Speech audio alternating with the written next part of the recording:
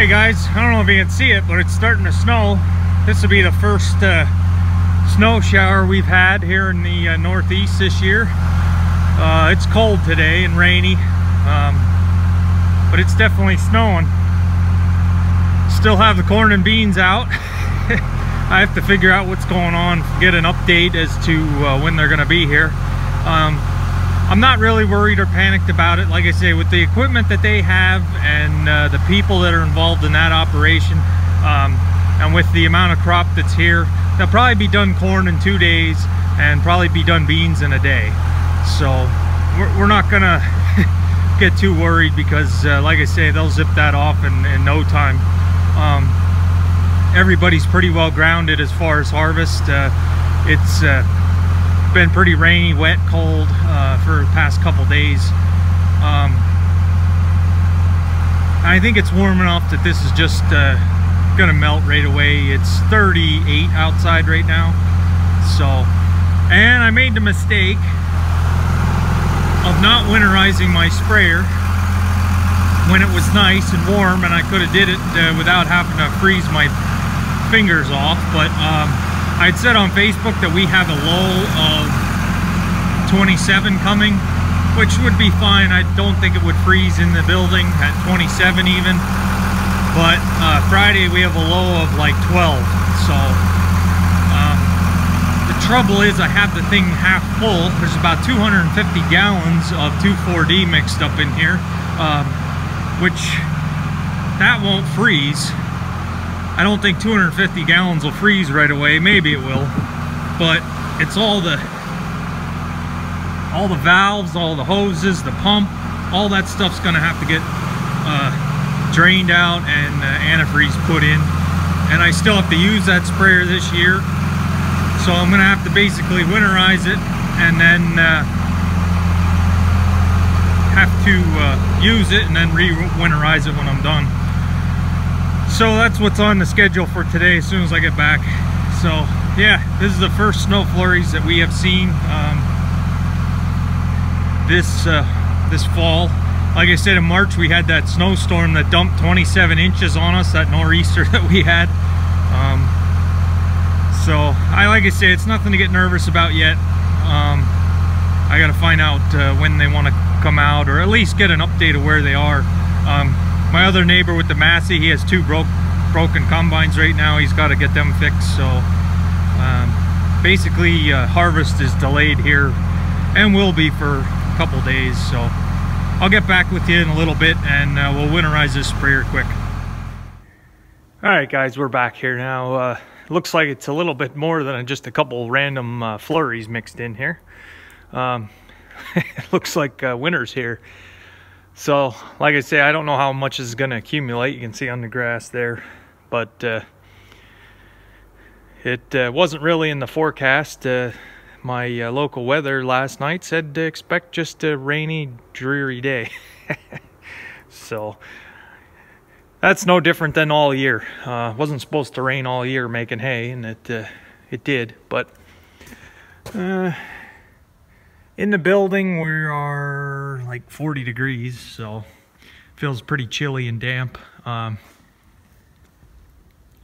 So I'm gonna start winterizing this sprayer. I think what I'm gonna do is get some 5-gallon buckets and drain it out. I have some plastic barrels. The only thing I know to do is put the 2,4-D into some plastic barrels, maybe, and just keep it in there until I'm ready to use it. But we are definitely going down into the teens at night, and I don't want this sprayer to freeze. Usually what I do at the end of the year when I'm done with the sprayer is I pull it out, open the booms, take every single nozzle off and screen. All the nozzles and screens go into like a cleaning solution.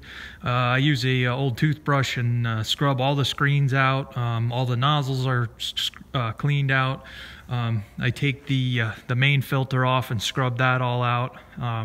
Usually flush pretty much water through it, just so I don't have any residue for next year in it, depending on what I want to spray.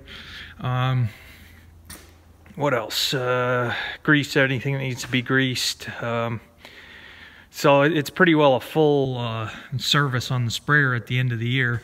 But like I say, I still have some spraying to do once the corn is off. Not that a lot of these weeds are going to survive a frost like that, but I have to get some type of residual down. One thing I'm learning with no-till is it's highly dependent on chemicals. You have no manual weed control as far as tillage equipment keeping the weeds under control. And underneath the corn, basically we just have a layer of green weeds that need to get controlled. Plus you have all the winter annuals, and mare's tail is a real big one to try to control, get that under control. For how it looks now, you definitely don't think you'd be out spraying, but we tend to get some warmer days in November and even in December. It's not unheard of for us to have days in the 50s and 60s, so still gonna try. I'm not gonna say I'm not gonna do it, even if I'm spraying out when it's frosty. I got to get that residual herbicide down to control these weeds, so my spring burn down doesn't have to try to bear all the weed control. So I'm gonna get some buckets and drain this thing out. I guess it's gonna be a slow process, but the weather really took a turn here that I didn't expect, so I get some buckets. All right, guys, got all the spray out of there, made a nice mess. The antifreeze is in. Like I say, it's just that pink RV antifreeze. I figured I'd start up the Farmall Super C and let that run. Hasn't been running a while, so I'll let it sit here and charge up. I put the LED lights on so you can see a little bit better. So I've been asked before, how much antifreeze do you need to winterize a sprayer? How much do you need to put in? And it's really not a cut and dry answer. It's basically whatever you need to do the job as far as getting the antifreeze through all the valves, and to be able to recirculate it and still make some pressure. Now I just have the C pretty well idle in here, and I'm making 10 pounds. So right now all that antifreeze that I put in is going through all the hoses, all the valves, the filter. I think I put about 6 gallon in for this sprayer, and I reuse it at the end of the year when it's time to get it out in the spring. I put it into a bucket and I'll reuse it for the next year. There's nothing really wrong with that I know of. Probably won't be able to see in the tank. Maybe you will. There you can see it circulating around. Now it did mix with some of the 2,4-D in there, but that's not going to hurt anything as far as I know. I didn't completely rinse it out. I did dump some water in to flush out what was in. You got a little bit of a leak there. You can fix that in a hurry. This does have it. This here is a nice drain. If you want, on this sprayer, when I want to drain the tank, I just turn this pivots here, turn this to the bottom, open your valve, and then it'll drain into a bucket. And then since the pump is the lowest thing on this sprayer, I take the plug out of the back of the pump and let it drain, and pretty well everything's out of there. So we just have it circulating here.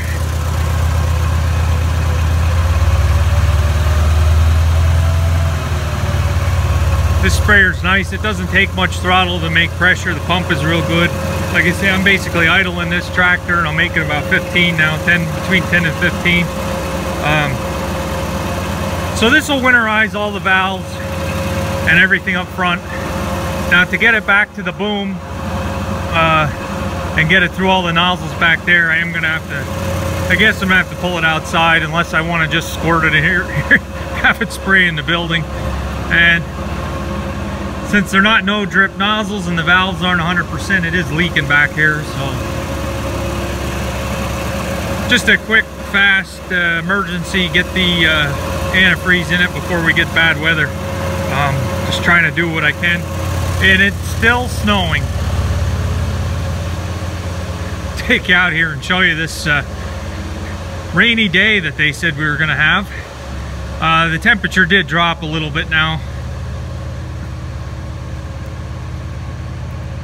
So I guess you could consider this the first snowfall of the year. It's just going to be a coating the way it looks. But like I say, we're in for some Arctic weather coming down from Canada by Thursday, Friday. I was going to go to an auction on Saturday, but it's only going to be a high of, like, I don't know. Sometimes the cold weather auctions you make out better, but it's definitely going to ground everybody. And you see those LED lights working on the Super C. I really like them. And like I said before, with the old halogen lights that I had on here, it switched to 12 volt, of course. The charging gauge, when you'd put the lights on, it would be full charge all the time.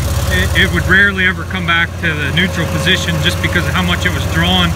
I don't know if you can see.